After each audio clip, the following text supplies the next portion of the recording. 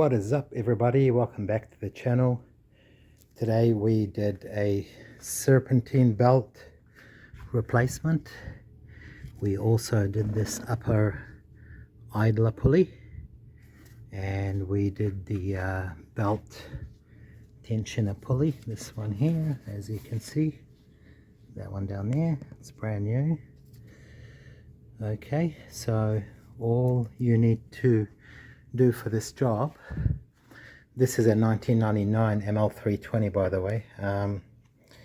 You need a 10mm e-Torx bit, and that goes on to the belt tensioner right there.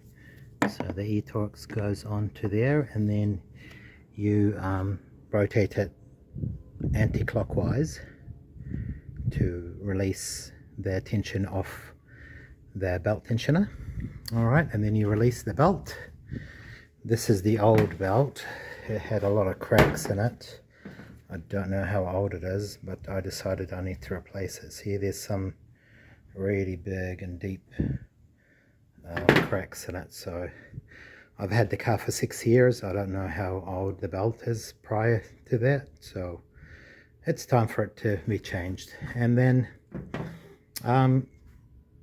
you also need a 15mm socket, just a regular socket, 15mm.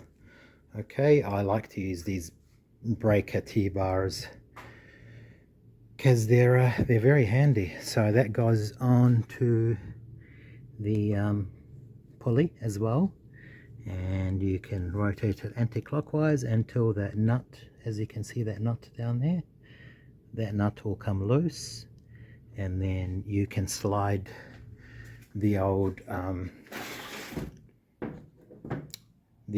tensioner pulley out. This is the old one. It was about to grenade. It was very close to exploding. Yeah, I mean, the bearing was just playing inside like that, and the pulley was wriggling back and forth as the belt rotated. Luckily I caught it in time. The belt started squealing, and I thought, there's something wrong. Why is it squealing? I thought maybe because I sprayed a little bit of CRC lubricant on these joints here, and on this joint here, on all the mechanism. I thought maybe a drop or two of the CRC lubricant got on the fan, and the fan kicked the CRC onto the belt and made the belt squeal. But I decided to investigate that myself, and luckily I found this. So that was very close. I mean, you know, it's been in there for 27 years. The car is a 99, and it's 2026, so you know, it did well for 27 years. Almost exploded. Luckily I caught it in time. Got a brand new Continental belt made in the UK. Good stuff. A brand new inner. That's the top idler pulley, made in Germany. And this was a brand new Vaco belt tensioner pulley, and this one is made in China, unfortunately, but it came from good old FCP Euro. I highly recommend them. They don't sponsor me or anything, but I really love that company, and they give lifetime warranty on all their equipment. Everything you buy from has a lifetime warranty, as it says there, lifetime. So brilliant company, very cheap. I live in New Zealand, and obviously they're based in the United States. I ordered these parts on Monday this week and got them yesterday on a Friday. So they literally took 4 days to deliver it to my door from the United States to New Zealand across the ocean. So that's really good service. Every time I email them about something, they come back to me within an hour. Their customer service is outstanding. I highly recommend them. If you have a Euro car, BMW, Audi, Volvo, etc., they're definitely worth checking out. fcpeuro.com. Anyway, yeah, so to take off the upper idler pulley, you need a Torx bit, a T50. I use this. I did see some other videos, some guys remove the fan shroud and they remove the fan, but you actually don't need to remove all of that. As you saw in the video, I just put a pick tool, 90-degree pick tool, and I picked that cover off, and I put my Torx bit and loosened that bolt. And the bolt obviously comes out quite a long way. It will go out into the fan, but that was no problem.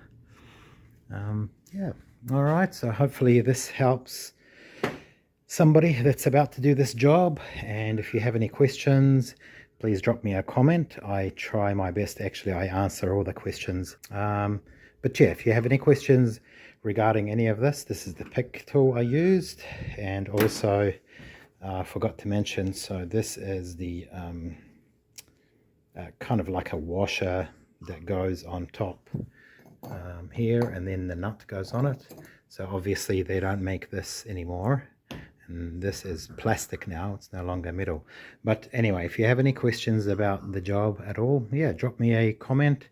If you find it helpful, drop me a like, share it with someone if you think it's going to be helpful or useful to them. All right, so naturally we ran into a problem. The old pulley,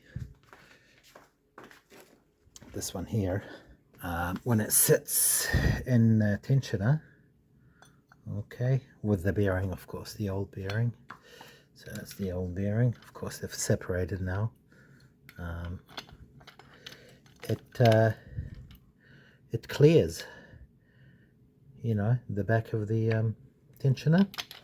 But of course, with the Chinese one, I had no choice but to buy this.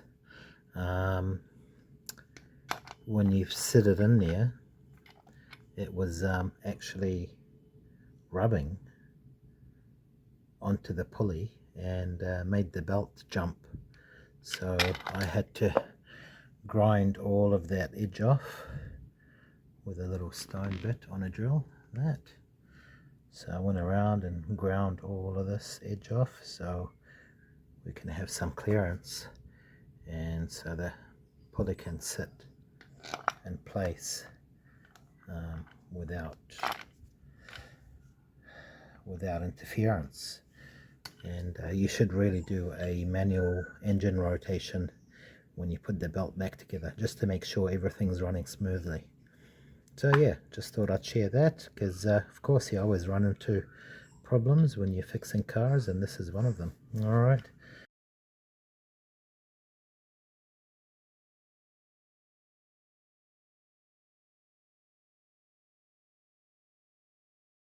Hopefully that was helpful, and yeah.